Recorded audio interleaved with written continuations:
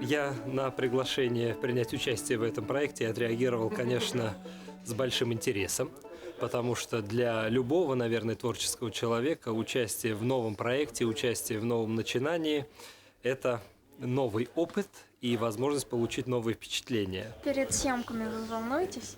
Каковы ваши чувства сейчас? Перед съемками не сочтите за кокетство, но я не волнуюсь, потому что все-таки на рояле играть гораздо сложнее.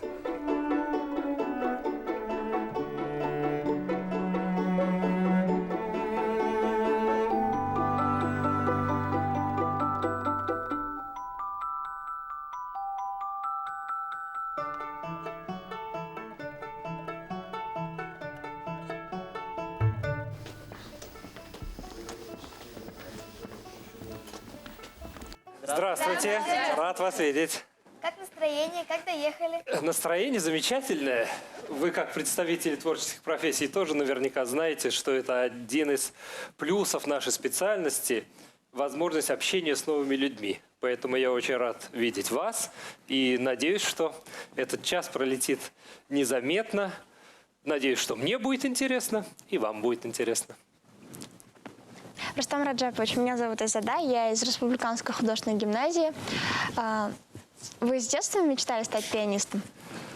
Ну, трудно сейчас говорить, о чем я мечтал в детстве, но, конечно же, та атмосфера, которая царила в моей семье, папа мой замечательный баянист, моя мама пианистка, преподаватель средней специальной музыкальной школы, все вело к тому, что атмосфера звуков, атмосфера музицирования, наверное, выльется в то, что и ребенок станет музыкантом. Но вместе с тем, не знаю, как это было у вас, Айзада, может быть, и вы мне потом расскажете, родители совершенно не настаивали на своем решении, на своем выборе, и окончательное слово было за мной.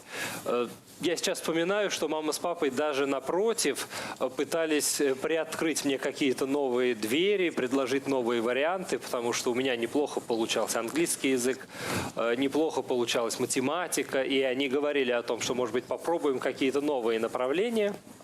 Но довольно рано я осознал, что музыка – это то единственное, что мне по-настоящему дорого.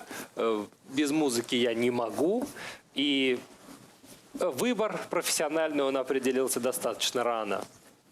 Здесь я, опять же, обращусь к вам, если я не прав, вы меня поправите. В этом, наверное, прелесть нашей профессии, но вместе с тем и ее невероятная сложность, ее невероятная трудоемкость. Это не все, к сожалению, понимают, не все взрослые понимают это. Ведь юные музыканты, как и юные художники, они с самых молодых лет ведут профессиональную работу. И как рабочий должен прийти на завод и отстоять у станка смену 7-8 часов, так и юный музыкант должен сесть за фортепиано и прозаниматься несколько часов. Тоже касается юного баяниста, юного балалаишника, юного флейтиста и так далее. И по сути дети с 6-7 лет ведут вот такую настоящую профессиональную работу, чего нет в других специальностей. То, чем занимаются обычные дети, назовем их так, вот тот же футбол и всякие другие увеселения, у наших детей, у тех детей, которые профессионально занимаются музыкой, присутствует все-таки в гораздо меньшей степени. Потому что если ты не проводишь за инструментом несколько часов каждый день, ты не добьешься успеха в профессии. Не жалеете, что сделали этот выбор? Ни в коем случае. Ни в коем случае. Потому что в нашей профессии, хотя наша профессия очень трудная, она трудная и с точки зрения каких-то материальных вознаграждений, она трудная и с точки зрения режима, потому что надо полностью отдаваться избранной специальности. Но, тем не менее, в музыке такое количество открытий, такое количество вдохновения, которое, как мне кажется, не может дать ни одна другая профессия. Пожалуйста. Здравствуйте, меня зовут Вали Ахметов Айдар, и у меня к вам такой вопрос. А вы в детстве часто на улице играли или же проводили больше времени дома? количество времени, проведенного на улице, и количество времени, проведенного за роялем, за фортепиано, конечно, перевешивает в сторону времени, проведенного за фортепиано. Хотя, может быть, я лишнего скромничаю, потому что я очень любил занятия спортом. И хотя это не на улице, но занимался очень серьезно плаванием. И был такой момент в моей жизни, когда мне даже предлагали перейти в специальный спортивный класс для того, чтобы делать такую карьеру пловца. Поэтому занятия за фортепиано, спорт и улица постольку-поскольку. Почему вы все-таки не решили стать пловцом? Потому что музыка перевесила, конечно. Мне кажется, играть на рояле, заниматься с учениками, общаться с великими композиторами для меня гораздо интереснее, чем плавать. Пусть не обижаются великие пловцы, потому что спорт – это тоже огромный труд, и есть такие достижения в спорте, которые на уровень искусства претендуют. Это закономерно, но вот я выбрал то, что я выбрал. А на рояле трудно научиться играть?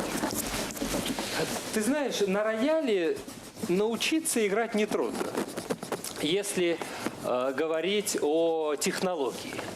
Вот если я тебя спрошу, трудно научиться рисовать? Я тоже согласен с тобой, что постичь какие-то азы, как в любой профессии, трудно научиться бегать. Совсем не трудно. А трудно стать чемпионом мира на 100-метровке? Невероятно трудно, так ведь, да? Научиться рисовать легко, а стать вторым Пикассо невозможно, правильно? Вот, поэтому научиться на рояле играть легко, а как ты будешь применять свои умения, будет ли тебе что сказать звуками, будешь ли ты работать над собой духовно, будешь ли ты развиваться, вот это гораздо более важный вопрос. И поэтому, с одной стороны, музыке учатся очень многие, и это очень правильно, это невероятно верно, потому что, опять же, мы говорим о маленьких детях. Ведь если мы посмотрим сейчас западноевропейские страны, если мы посмотрим восточные страны, я имею в виду Корею, Японию, Китай, там музыке учатся все поголовно, обязательно. Потому что это не только и даже не столько делает человека музыкантом, оно развивает его мышление. Оно гармонично развивает оба полушария мозга, мелкую моторику. Все то, что делает личность развитой. Я имею в виду сейчас не музыкально развитой, а интеллектуально, духовно развитой. Поэтому музыке должны учиться все. Но великими музыкантами становятся, конечно, единицы. Поэтому пусть учатся все, а уже как будет дальше, это дело, конечно, высших небесных сил и дело того, как человек сможет определенный талант, который дан ему Богом, совместить с трудолюбием. Для ребенка, так сказать, 12 лет, какие произведения будут считаться высшими? Это трудный профессиональный вопрос, потому что дети ведь очень разные. Вот даже если посмотреть на вашу творческую группу, вы все учитесь в одном классе, верно? Нет. Нет? Нет. А в каких классах вы учитесь? Мы 9 закончили. 9, так еще. 10-й закончил. 8-й. Так. Ну вот если мы вспомним, что один из вас рисовал в 8-м, а что другой из вас рисовал, скажем, в 7-м классе, наверняка были какие-то пересечения, правильно? Поэтому в музыке то же самое, ведь это зависит от того, как развивается ребенок. Есть такие дети сейчас уникальные. Если вы зайдете в интернет, выйдете на какие-то порталы, где выкладываются музыкальные записи, то там есть такие чудо-дети, что просто впечатление такое, что это какой-то монтаж, что это не по-настоящему. Потому что в 4-5 лет ребенок играет невероятно виртуозно на рояле. Представить себе такого, если бы я не увидел, я бы не поверил ни за что. Поэтому сейчас музыкальная педагогика, она очень мощно шагнула вперед, и даже маленькие дети исполняют очень трудные сочинения. А вы умеете петь? Петь, ну, опять же могу спросить, умеешь ли ты петь? Умеешь, конечно, и я умею, и все, наверное, умеют. Другое дело, что напевать, когда художник рисует или музыкант, скажем, для того, чтобы помочь себе понять сочинение, понять строение фразы. Мы очень часто просим петь наших студентов, часто просим петь наших учеников в школах. Для чего? Для того, чтобы они, скажем, поняли выразительность фразы, поняли, где ее интонационная вершина, где фраза угасает, где фраза развивается. Конечно, мы все поем в той или иной степени, но петь как профессиональные певцы, конечно, нет. Я никогда не наберусь наглости сказать, что я умею петь. Напевать умею, петь нет. Вы согласны, что музыка идет от сердца? Ну, смотря что вы понимаете под этим. Потому что, конечно, человек, скажем так, бессердечный, он, на мой взгляд, не может стать великим музыкантом. Но бессердечных людей не бывает. И каждый человек обладает определенной степенью эмоций, определенной степенью переживаний, которые он может поведать людям. Вот. Но то, что музыканты, обладатели, как мне кажется, все-таки очень, ну, в кавычках я беру, вы понимаете, о чем я говорю, обладатели такого большого сердца, это действительно так, потому что вот я вольно или невольно, конечно, все ваши вопросы соотношу с моими учениками, с моими студентами. И даже когда я на них очень сильно ругаюсь, и даже когда я ими недоволен, тем не менее я все равно признаю, что они делают огромную работу, и даже бывает, что не выучив то или иное сочинение, недостаточно его проработав технологически, мне как человеку, даже не как профессионалу, все равно очень интересно их слушать, потому что они звуками, как вы красками, да, они звуками рассказывают что-то свое. И моим ученикам, к счастью, есть что сказать. Если у человека есть что сказать людям, то это самое главное в музыке. Вот, и это можно понимать как сердце. А вы помните свое первое выступление на сцене? Помню замечательно, потому что с этим выступлением связана такая история немножечко детективная. Опять же, мои коллеги-музыканты и ученики меня поддержат. Когда я буду рассказывать вам о том, у вас-то таких проблем нет, кстати, что музыкантам очень трудно заниматься дома. Почему? Потому что рояль, фортепиано и другие инструменты, они все достаточно звучные. А наши дома, к сожалению, выстроены так, что слышимость в них великолепная совершенно. Есть такое правило, что заниматься можно до 11 часов вечера. Я совершенно забыл о времени, что-то увлекся, перезанимался, и вдруг очень настойчивый звонок в дверь. Я посмотрел, не помню уже, сколько сейчас было времени, потому что мне было там, лет 7. И увидел, что время уже гораздо позднее, чем 11, и подумал, что вот сейчас соседи будут меня, понимаете, убивать. Смотрю в глазок, и вдруг вижу, что стоит мой сосед с 4-го этажа. Мы жили на 5-м. Наш композитор замечательный, мелодист, удивительный Рим Хасанов. Ну, я подумал, что дядя Рим, наверное, разозлился, потому что я свою квоту исчерпал по времени. Я открыл дверь, и вдруг Рим Хасанов говорит, что ты знаешь, Ростик, я вот слушал, как ты занимаешься, и сочинил 3 пьесы новые, пока ты занимался. Вот вы, пока я вам все это рассказываю, рисуете, а композитор сочинил пьесы. Эти пьесы я тебе посвящаю, и хочу, чтобы ты был первым исполнителем. Для меня это было просто, конечно, царский подарок, понимаете? Для любого исполнителя, когда композитор обращается к нему с посвящением новых пьес, это предел мечтаний. А для мальчика, которому 7-8 лет, это просто из области фантастики. Вот. И это были 3 пьесы. У меня, конечно, до сих пор сохранились эти нотки, где рукой дяди Рима написано, что, дорогой Ростик, эти пьесы я посвящаю тебе. И вот это было мое первое большое выступление на сцене Шаляпинского зала Института искусств. Тогда он еще не назывался Шаляпинским, но это был зал института на пленуме Союза композиторов. Это был первый выход на большую сцену. И, наверное, для каждого музыканта очень важен удачный первый выход. Потому что он запоминается всегда. И если это было удачно, если публика поняла то, что ты хотел ей сказать, то это потом заряжает энергетикой на многие годы вперед. Какое ваше любимое произведение? Любимые произведения, их очень много.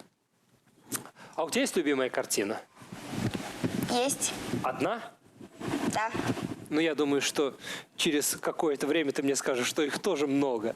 Потому что по мере того, как мы знакомимся с музыкой, с новыми композиторами, мы влюбляемся все в новые и новые сочинения. Вот я не могу сказать, скажем, что у меня есть любимая страна. Хотя я достаточно много езжу и с концертами, и с учениками, когда они участвуют в конкурсах. Но в одной стране вот такой замечательный уголок, в другой стране другой замечательный уголок. И поэтому у каждого композитора я могу назвать то или иное сочинение, которое мне очень дорого. Но, конечно, самые любимые, почему я и говорю, что они меняются, это те сочинения, которые учишь сейчас. Потому что ты с ними общаешься больше всего. И когда ты берешь сочинение для исполнения, это значит, ты его очень любишь, ты хочешь его сыграть. Рустам Раджапович, а какая музыка, по вашему мнению, является плохой? Плохой музыки сейчас очень много. И вы тоже знаете эту плохую музыку. Если сказать в общем, то плохая музыка – это нечестная музыка. То есть как? То есть как? Например, выходят и поют под фонограмму. Это хорошая музыка? Нет. Плохая однозначно, потому что это нечестная музыка. Не поймите так, что я делю однозначно классическую музыку на хорошую, а эстрадную на плохую. И в эстрадной музыке есть очень много образцов настоящего искусства. Вот могу с вами поделиться и похвастаться, что купил через интернет билет и полечу на концерт Стинга в Казани с большим интересом. Потому что это действительно настоящая музыка, хорошая. А вот те, кто относятся, назовем их так, к разряду халтурщиков, вот это, мне кажется, музыка плохая. Вам когда не хотелось бросить музыку? Музыку мне никогда не хотелось бросить. И я отвечаю здесь совершенно честно на твой вопрос. И здесь моя тяга к музыке, я даже иногда немножечко смеялся, я думаю, что это у многих музыкантов, она проявляется даже в каких-то смешных моментах, потому что я прекрасно помню, когда мы уезжали на летнее время куда-то в сад, куда-то на природу, и несколько дней я жил без инструмента. Когда мы заходили домой, я сначала бежал к фортепиано, играл несколько пьес, какие-то упражнения, а потом уже шел мыть руки, обедать и так далее. Потому что я настолько соскучился по самому прикосновению к инструменту. Музыка же это то, что не заканчивается с тем, когда мы закрываем крышку рояля. Музыка – это жизнь, а жизнь невозможно бросить. Рустам Раджапович, а вы говорили, что вы ругаете своих учеников. Неужели я мог такое сказать? За что вы их ругаете и какие самые суровые слова вы употребляете? Да, действительно бывает так порой, что ругаюсь на своих учеников, сознаюсь вам. Вот. Но, как мне кажется, мои ученики относятся к этому с пониманием. Потому что я ругаю их не потому, что мне хочется поругаться, покричать и сказать какие-то обидные слова. А я ругаю их, потому что мне очень хочется, чтобы они занимались лучше, чтобы они становились лучше, чтобы они понимали музыку лучше. Вот. И поэтому, наверное, я так надеюсь, они весь мой эмоциональный накал оставляют все-таки немножечко за скобками и берут для себя какие-то рациональные зерна. Ведь есть такие студенты, которые хотят, но не могут. Здесь даже как-то хочется какую-то симпатию выразить этому человеку, потому что ведь он стремится, мы это слышим, но не дано. есть определенный потолок.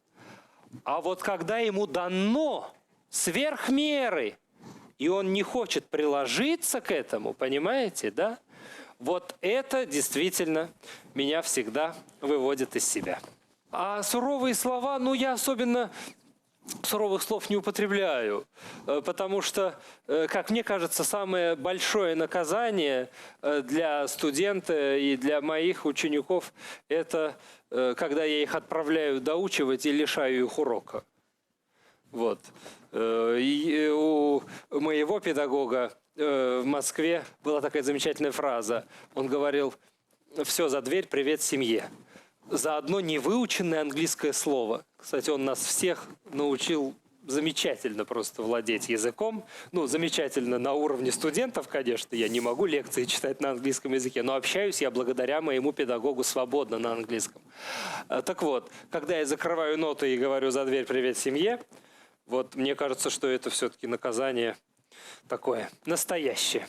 Хороших настройщиков фортепиано так же мало, как и хороших пианистов? Ты знаешь, очень интересный вопрос и очень тонкий, с пониманием специфики. Потому что хороших настройщиков, если мы говорим действительно о высокого разряда мастерах, их действительно очень мало. Очень мало. Потому что ведь хороший настройщик – это что? Это не просто ключ для настройки и знания каких-то основ. Это прежде всего уши. И людей, которые обладают вот такими тонкими музыкальными ушами, их действительно очень мало. И мы можем вспомнить великих пианистов, у которых были свои настройщики. Они никому другому не позволяли к роялю прикасаться. Мы можем вспомнить великих пианистов, которые сами себе настраивали инструмент, не подпуская никого. Можно вспомнить Владимира Горовица. Ну, благо, он был настолько велик, что это ему не составляло никакой трудности, который ездил и перелетал с континента на континент со своим роялем. Понимаете, да? Так что настройщик в успехе пианиста играет очень большую роль. Поэтому у хороших настройщиков, как и хороших пианистов, как и хороших художников, их немного.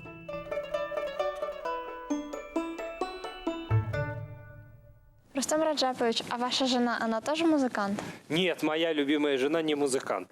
Она филолог, она кандидат филологических наук, а сейчас совмещает свое блистательное знание английского языка с работой в экономической сфере. Вот. И мне кажется, что ей со мною достаточно непросто, потому что все-таки профессия музыканта накладывает отпечаток на режим жизни. Это многочасовые занятия, о чем я уже говорил. Это достаточно частые выезды. Вот. Но, как я надеюсь, мы живем очень интересной жизнью, потому что и Лиля путешествует достаточно много, я имею в виду по работе. И у меня достаточно много выездов. И есть такая замечательная пословица, то, что если бы не было разлук, то не было бы встреч. Вот. И каждый раз, когда даже на 1-2 дня я уезжаю, я очень сильно скучаю. И мы встречаемся, и мы очень часто встречаемся. Понимаете? Как вы с ней познакомились? Могу вам рассказать, это не секрет. Мы познакомились по-современному через интернет. Да, так что это способ не запрещенный, как мне кажется. Вот. Что-то был какой-то чат, что-то мы обсуждали, какие-то проблемы. Я уже сейчас не помню, о чем там шла речь. Ну, по-моему, не о музыке, какие-то отвлеченные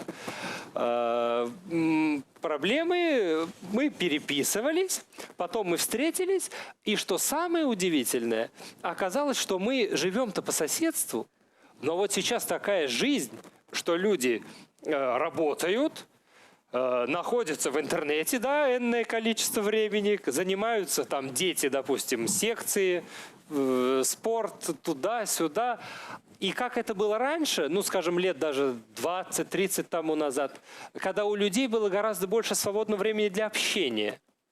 Были какие-то встречи по интересам, какие-то клубы, да. А вот сейчас как может познакомиться молодежь? я не знаю, на каких-то тусовках, где непонятные какие-то личности, не знаю, там напитки сомнительные и так дальше. Ну, я, например, совершенно не принадлежу вот к этой, так сказать, тусовочной части молодежи. И где могут познакомиться люди? Мне кажется, вот сейчас вот такой вариант и выход – это интернет. Так что мы познакомились в интернете, и уже вот мы живем, ну, уже 8-й год. Кто заговорил о женитьбе? Ну, о женитьбе, конечно, должен говорить мужчина. Какие ты вопросы задаешь? А какие цветы вы дарите своей жене? Цветы своей жене я дарю разные. Она очень любит розы. Какого цвета? Разного цвета. Вот. Но, признаюсь, надеюсь, Лили на меня не обидится, не любит ухаживать за цветами, расставлять их по вазам и так дальше. А у музыкантов это большая проблема. Вот мы приезжаем домой с охапкой этих цветов. Во-первых, жалко, потому что они стоят дней 5-6, а потом их уже нет. Но еще проблема, об этом вы, может быть, и не задумывались, их же надо всех расставить по вазам. Всех подрезать, всех там облагородить. Вот этим занимаюсь я. Какую роль в вашей жизни играют дети? Спасибо за вопрос. Мне кажется, в жизни любого человека дети играют главную роль. Потому что я, когда готовился стать отцом, конечно, читал всякую разную литературу о том, что надо делать, как себя вести, какая будет жизнь. Но я даже себе представить не мог, вот даже близко вся эта литература не дает понятия о том, насколько в действительности после рождения ребенка изменяется жизнь. Вот, поэтому мне кажется, что дети – радость огромная, ответственность огромная. И фраза избитая, и не я ее сказал, но дети – это смысл. Дети – это смысл жизни. Вы боитесь смерти? Ой, какой трудный вопрос. Бояться, наверное, нет. Но что бояться того, что неизбежно? Так можно ходить по улице и каждую секунду бояться, что тебе упадет кирпич на голову. Наверное, так невозможно жить. Как любой человек, я думаю о смерти, конечно, размышляю. Но бояться, чему бывать, того не миновать. А хотите жить вечно? Вот этот вопрос мне нравится больше. Даш, как тебе ответить? Вечная жизнь, наверное, это все-таки, в большей степени наказание, как мне кажется. Вот. Но то, что я бы с удовольствием пожил подольше и попутешествовал бы подольше, в мире столько замечательных, интересных мест. То, что я бы хотел видеть, как растет мой сын. Надеюсь, что будут у меня когда-нибудь внуки, как они растут, какие у них успехи. Вот ради этого, конечно, хотелось бы жить подольше. Может быть, сейчас наука такие делает открытия, может быть, какую-то таблеточку изобретут. И встретимся в этой студии лет через 90 и поразмышляем о том, что вот как оно, хорошо жить подольше. А что боитесь потерять? Как и любой человек, я боюсь потерять своих близких, конечно же. А что для вас самое вечное? Самое вечное? Это вопрос, который, наверное, с одной стороны очень трудный, а с другой стороны очень легкий, потому что музыка вечна. Музыка вечна. Исполнители приходят и уходят. А тексты, которые написаны композиторами, и душа, кстати, которую они вложили, зашифровали в этих текстах, это вечно. Какого цвета счастье? Счастье? Цвета. Это вы мне должны отвечать, вы художники. Я вам могу сказать, какая музыка звучит, когда счастье. Вот. А по цвету, если вам нужна моя версия, не знаю, я очень люблю желтый цвет, очень люблю синий цвет. Вот о чем это говорит, не знаю. Почему? Да. Потому что желтый – это солнце, а синий – это море. А солнце и море – это отпуск. Можно провести время с семьей. Наверное, поэтому. Последний раз были счастливы? Как вам сказать? Для меня счастье – это какое-то состояние. Это не какие-то отдельные моменты. Конечно, есть какие-то наиболее яркие вспышки. Но вот я сейчас сижу с вами, мне очень комфортно. Мы поговорили про мою любимую семью, мы говорим о моих любимых учениках. Мне очень комфортно. Не знаю, счастье это или несчастье, но для меня счастье. Когда вы последний раз плакали? Когда я последний раз плакал? Не помню. У вас есть домашние животные? Домашних животных нет. Потому что мне кажется, что человек имеет право обзавестись домашним животным, когда он живет на природе, когда у него есть свой дом. Вот. А когда он живет в достаточно скромной квартире, то животному будет не в радость, да и самому владельцу.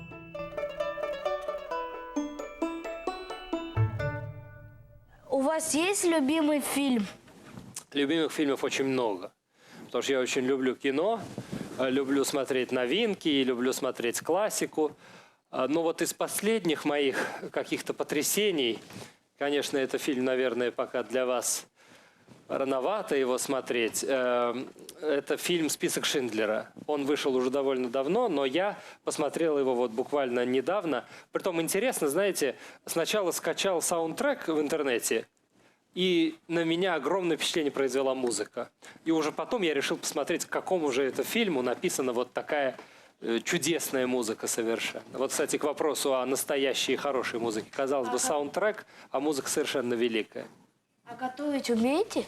Готовить умею. А какое любимое блюдо? Ой, вы знаете, я боюсь здесь хвастаться, вот, но я достаточно неплохо готовлю. Может быть, здесь сыграла роль то, что я 5 лет учился в Москве и жил в общежитии и готовил себе сам.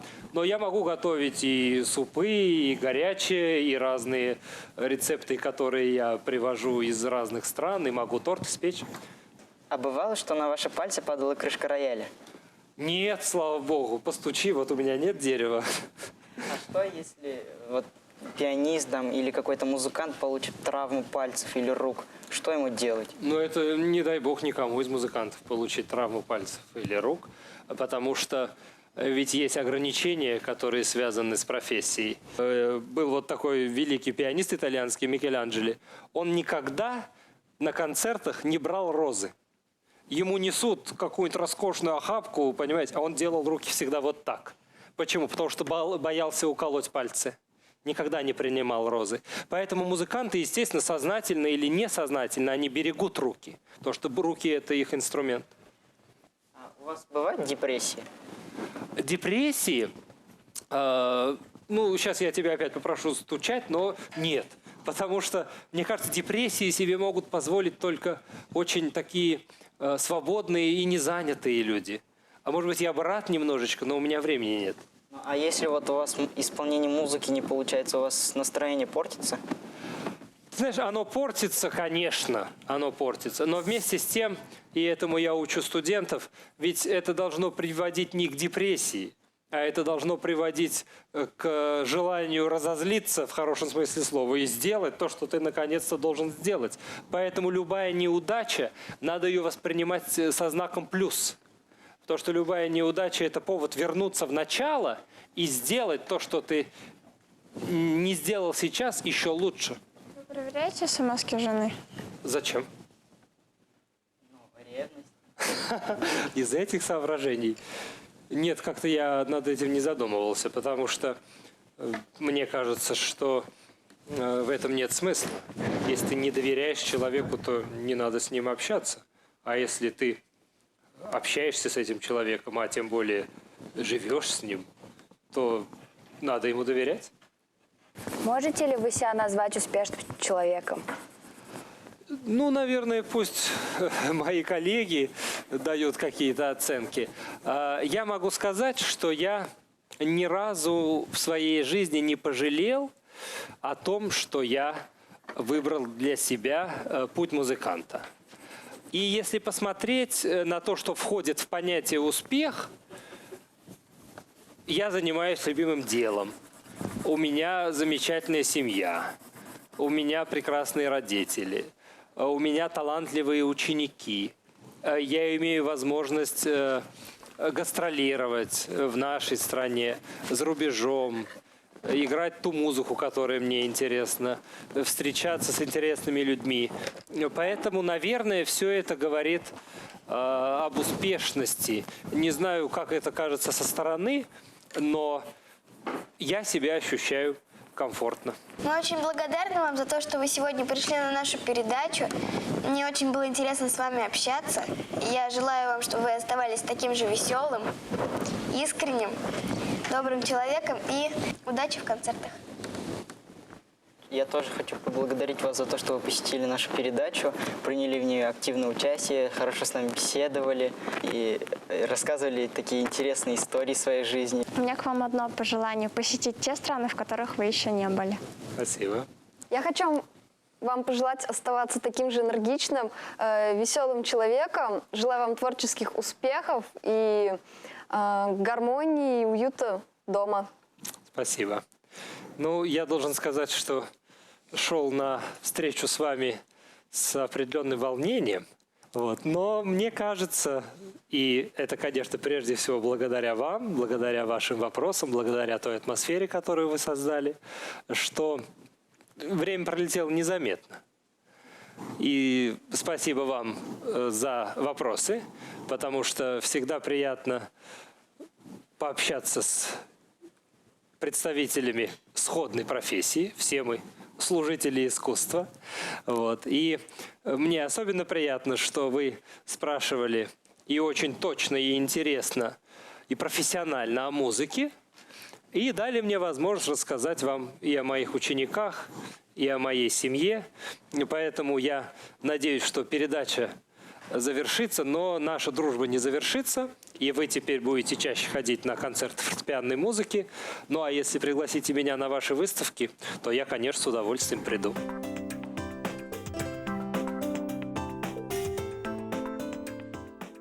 Ребята молодцы, мне кажется, они блестяще справились с заданием. И я обязательно буду смотреть эту программу в будущем. Потому что вопросы были действительно интересными. Вот я вспоминаю вопрос, который был задан о настройщиках. Даже в музыкальной обстановке не часто услышишь такой точный, профессиональный такой вопрос о наболевшем. Вот. И ребята не стеснялись задавать и личные вопросы о том, где я познакомился с моей супругой, читаю ли я, проверяю ли ее смски. Рустам Раджапович бодрый, энергичный человек. Он дарит людям энергию свою, так делится, и поэтому, наверное, из него такой хороший пианист вышел. Когда на него смотришь, хочется улыбаться, и он такой очень веселый, энергичный человек. У него очень звонкий голос, и с ним общаться одно удовольствие. И он очень подробно рассказывал про свою жизнь, про свою семью и про свою работу. С ним было легко общаться. Ответ мне запомнился больше всего такой, что музыка самая вечная из всего. Я выбрал портрет Айдара Валиахметова. Тот портрет, который сделан у нас в таком карикатурном варианте. Вот. Но мне кажется, карикатура очень добрая, потому что, во-первых, схвачена моя посадка, и внешнее сходство схвачено, и интересное цветовое решение. Поэтому я с удовольствием беру этот портрет для своей домашней коллекции, и, глядя на него, конечно, буду вспоминать сегодняшний эфир и вспоминать тех ребят, которые так профессионально отнеслись к заданию и задавали такие интересные вопросы. Мне кажется, это все очень хорошо, потому что дети интересуются, и они интересуются разным. И так как они интересуются разным, они и портреты нарисовали по-разному. Значит, все здорово, они каждая личность, каждое творчество.